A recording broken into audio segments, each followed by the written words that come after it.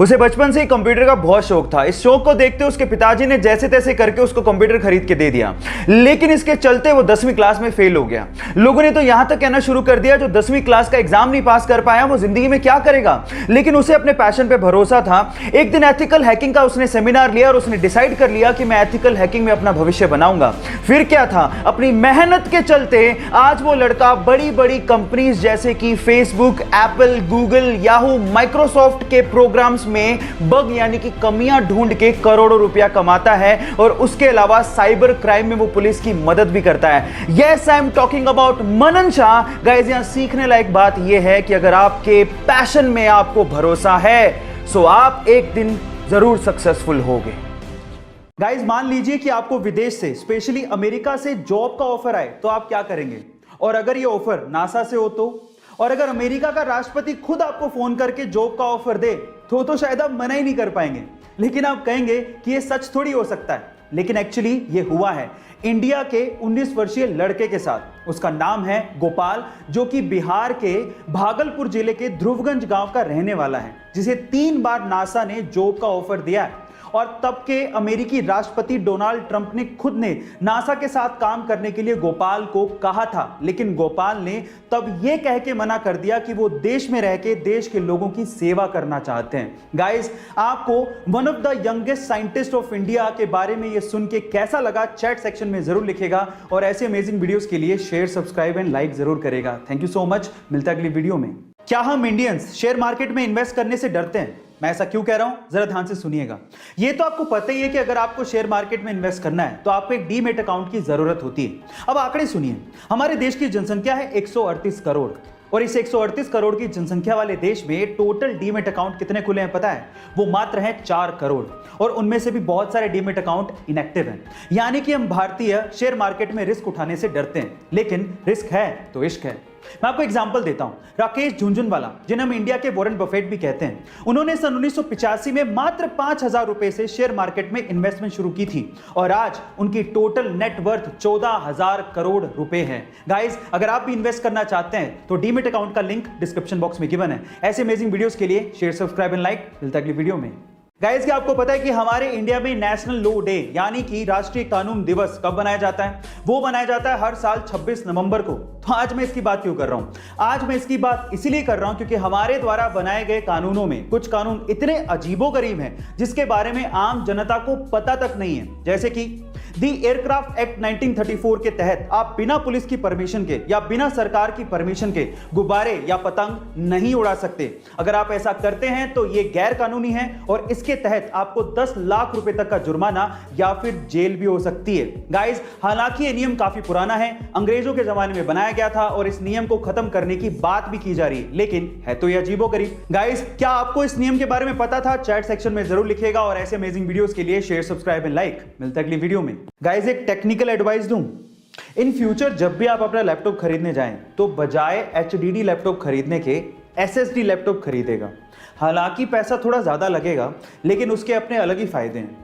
पहला फायदा यह है कि आपके लैपटॉप की पावर कंजप्शन कम हो जाएगी और दूसरा सबसे बड़ा फायदा यह है कि एसएसडी लैपटॉप मात्र 3 सेकंड में ही स्टार्ट हो जाते हैं। हालांकि थोड़ा पैसा ज्यादा लगेगा, लेकिन आपके काम की स्पीड बढ़ जाएगी। बाय द वे, जिसे ये नहीं पता कि एचडीडी और एसएसडी क्या है, तो मैं आपको बता देता हूं कि एचडीडी का मतलब होता है हार्ड डिस्क ड्राइव और एसएसडी का मतलब होता है सॉलिड स्टेट ड्राइव। गाइस, ऐसे अमेजिंग फैक्ट वीडियोस के लिए यूट्यूब पे हमारे चैनल को सब्सक्राइब कर लीजिएगा और अगर आप इंस्टाग्राम पे देख रहे हैं तो मुझे फॉलो करना मत भूलिएगा। मिलते हैं अगली वीडियो में। गाइस, अक्सर आप लोगों ने देखा होगा कि जैसे अक्सर किसी इंसान की मृत्यु हो जाने पर कोई उसका परिचित दूसरा इंसान उसके बच्चों को गोद ले लेता है और उन्हें पालता पोसता है, ऐसा सेम व्यवहार आपको गिलहरियों में भी देखने को मिलेगा। गाइस, गिलहरियों में भी अगर किसी एक गिलहरी की मृत्यु हो जाए तो दूसरी गिलहरी उसके बच्चों को गोद ले लेती है और उसे पालती पोसती है। सेम बिहेवियर जैसे कि इंसानों में होता है, वैसा ही बिहेवियर गिलहरियां भी शो करती हैं। क्या आपको इसके पहले तक ये फैक्ट पता था? और अगर नहीं पता था तो चैट सेक्शन में जरूर लिखेगा और ऐसे अमेजिंग वीडियोस के लिए यूट्यूब पे हमारे चैनल को सब्सक्राइब कर लीजिएगा और अगर आप इंस्टाग्राम पे देख रहे हैं तो मुझे फॉलो करना मत भूलिएगा। मिलते हैं अगली वीडियो में। इंडियन क्रिकेट टीम के सभी खिलाड़ियों के हेलमेट के ऊपर बीसीसीआई लोगों के साथ में तिरंगा झंडा भी लगा हुआ होता है, लेकिन एमएसडी यानी कि महेंद्र सिंह धोनी के हेलमेट के ऊपर तिरंगा झंडा आपको देखने को नहीं मिलेगा। क्या इसके पीछे का रीजन आप जानते हैं? चलिए मैं आपको बताता हूं। एमएसडी बल्लेबाज के साथ साथ विकेट कीपर भी हैं और विकेट कीपर को कभी कभी विकेट कीपिंग करते टाइम हेलमेट को जमीन पर रखना पड़ता है। और आपकी जानकारी के लिए मैं आपको बता दूं कि राष्ट्रीय ध्वज संहिता के अनुसार तिरंगे झंडे को जमीन पर रखना अपमान कहलाता है और हमारे तिरंगे झंडे का अपमान ना हो, इसी वजह से महेंद्र सिंह धोनी ने अपने हेलमेट पे तिरंगे झंडे को लगाना बंद कर दिया। गाइस, क्या इसके पहले तक के फैक्ट आप जानते थे? और अगर नहीं जानते थे तो चैट सेक्शन में जरूर लिखिएगा और ऐसे अमेजिंग वीडियोस के लिए यूट्यूब पे हमारे चैनल को सब्सक्राइब कर लीजिएगा और अगर आप इंस्टाग्राम पे देख रहे हैं तो मुझे फॉलो करना मत भूलिएगा। मिलते हैं अगली वीडियो में। चलिए गाइस, एक सवाल पूछता हूं। मेरा सवाल यह है कि पूरे एशिया में पहली इलेक्ट्रिक स्ट्रीट लाइट कौन से शहर में लगाई गई थी और कब लगाई गई थी? क्या इसके बारे में आप जानते हैं? चलिए मैं आपको आपकी नॉलेज के लिए बता ही देता हूं। पूरे एशिया में पहली इलेक्ट्रिक स्ट्रीट लाइट 5 अगस्त 1905 को भारत के बेंगलोर सिटी में लगाई गई थी। So guys, proud to be an Indian. ऐसे अमेजिंग वीडियोस के लिए यूट्यूब पे हमारे चैनल को सब्सक्राइब कर लीजिए और अगर आप इंस्टाग्राम पे देख रहे हैं तो मुझे फॉलो करना मत भूलिएगा। मिलते हैं अगली वीडियो में। गाइस, क्या शैम्पू इस्तेमाल करने के बावजूद भी आपका हेयर फॉल होता है, यानी कि बाल झड़ते हैं? अगर ऐसा है तो आपका शैम्पू इस्तेमाल करने का तरीका शायद सही नहीं है। कैसे? मैं आपको बताता हूं। देखिए, अगर बिना तेल लगाए आप लोग शैम्पू इस्तेमाल कर रहे हैं तो उससे आपके बाल ड्राई होते हैं और उसी से आपके बाल झड़ने लगते हैं। इसीलिए शैम्पू इस्तेमाल करने से 1 घंटा पहले आप चंपी जरूर करें, यानी कि अपने बालों में तेल जरूर लगाएं। इससे आपके बाल सॉफ्ट होंगे और मजबूत भी होंगे। ऐसी अमेजिंग टिप्स वीडियोस के लिए यूट्यूब पे हमारे चैनल को सब्सक्राइब कर लीजिए और अगर आप इंस्टाग्राम पे देख रहे हैं तो मुझे फॉलो करना मत भूलिएगा। मिलता है अगली वीडियो में। गाइस, अक्सर हिंदी फिल्मों में आपने कोर्ट के सीन में कटघरे में खड़े इंसान को गीता या कुरान पे हाथ रख के कसम खाते देखा होगा। यह सीन बड़ा ही कॉमन है जो फिल्मों में दिखाया जाता है, लेकिन असल जिंदगी में ऐसा कुछ नहीं होता। इनफैक्ट ऐसी चीजें अंग्रेजों के जमाने में हुआ करती थी, लेकिन आजकल ये सब चीजें बंद हो गई हैं। लेकिन सवाल यह है कि अंग्रेजों के जमाने में ऐसा क्यों किया जाता था? उसके पीछे का रीजन यह है कि जब अंग्रेज इंडिया में आए थे तो उन्होंने ये देखा कि यहां के लोग अपने कल्चर को लेकर बहुत भावुक है। इसीलिए जब कटघरे में कोई खड़ा होता था तो उसे गीता या कुरान पे हाथ रखकर कसम खाने को कहा जाता था। अंग्रेज ये मानते थे कि इस पे हाथ रखकर कम से कम यहां के लोग झूठ नहीं बोलेंगे। लेकिन आज के जमाने में खैर रहने दीजिए। आपको ये इंफॉर्मेटिव वीडियो कैसी लगी चैट सेक्शन में जरूर लिखिएगा और ऐसे अमेजिंग वीडियोस के लिए यूट्यूब पे हमारे चैनल को सब्सक्राइब कर लीजिएगा और अगर आप इंस्टाग्राम पे देख रहे हैं तो मुझे फॉलो करना मत भूलिएगा। मिलते हैं अगली वीडियो में। दुनिया घूमने का सपना हर किसी का होता है, लेकिन अलग अलग मजबूरियों की वजह से हमें सपना पूरा नहीं कर पाते। लेकिन इस दुनिया में एक लड़की ऐसी भी है जिसने सबसे कम उम्र में पूरी दुनिया घूमने का एक वर्ल्ड रिकॉर्ड अपने नाम कर लिया है। जी हाँ गाइस, उस लड़की का नाम है लेक्सी एल्फोर्ड, जिसने मात्र 21 साल की उम्र में पूरी दुनिया के 196 देशों को घूमकर Guinness book of world record में अपना नाम दर्ज करवाया है।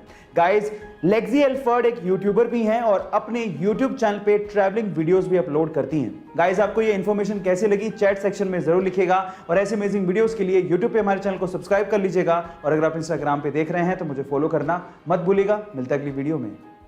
आजकल लोगों को मोमोज बहुत पसंद है। कई लोग इसे बाहर से मंगवा के खाते हैं और कई लोग घर पे बना के। लेकिन क्या आपने कभी गौर किया है कि जो मोमोज आप घर पे बनाते हो वो ऑफ व्हाइट या येलो कलर के होते हैं, लेकिन जब आप मोमोज बाहर से मंगवाते हो तो वो सफेद चमकदार होते हैं? अब ऐसा क्यों?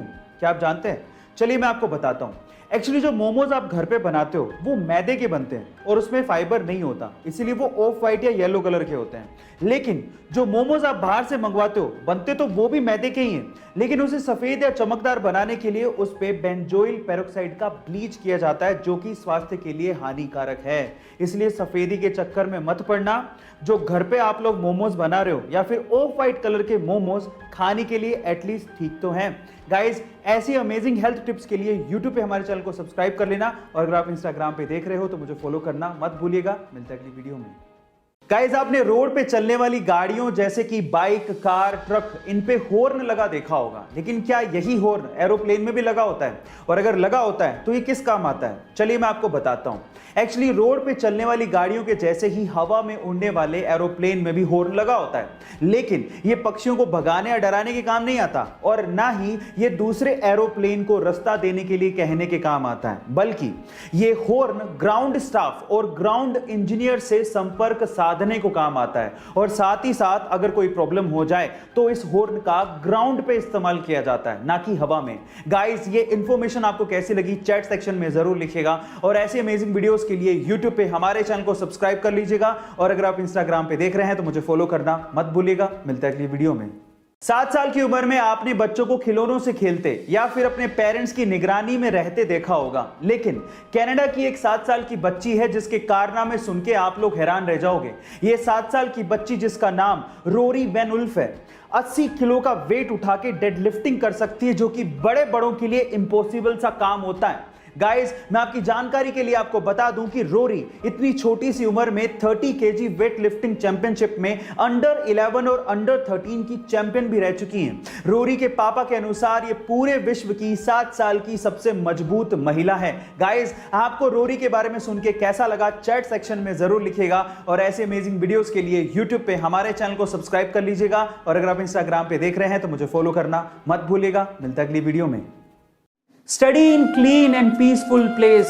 बहुत बार मैंने देखा है जिन बच्चों का कमरा एकदम मैसी होता है, हवा का आन जान नहीं है, सूरज की रोशनी नहीं है, बाहर वो जाते नहीं है, हवा में खुली हवा में घूमते नहीं है, उनको स्ट्रेस सबसे ज्यादा होता है। पढ़ने का तरीका बताऊं, आपके घर में आपका जो कमरा होना चाहिए एटलीस्ट वो ऐसी जगह पर होना चाहिए जहां पर खुली हवा, खिड़की हो, बाहर क्या कुछ गार्डन वार्डन दिखे, पीसफुल एनवायरनमेंट हो। तो थोड़ी देर, सिर्फ पूरे दिन वहां नहीं बैठना होता, आप जगह बदलते रहो। आपको थोड़ी बहुत चीजें पढ़नी है या फिर क्वेश्चन सोल्व करने हैं, सूरज की रोशनी में थोड़ी देर बैठ गए, गार्डन में जाके बैठ गए थोड़ी देर के लिए, खुली हवा में बैठ गए। जो बंद कमरे में अपने घुटते रहते उनको स्ट्रेस सबसे ज्यादा होता है। जो बात ही नहीं करते दूसरों से, हवा का नामो निशान नहीं है, सूरज की रोशनी की उनको पता ही नहीं है कब आई थी कब गई थी, अंधेरे कमरे में बैठे रहते हैं, भाई उनको सबसे ज्यादा स्ट्रेस होती है। जो सुबह घूमने के लिए नहीं जाते उनको स्ट्रेस होती ही होती है।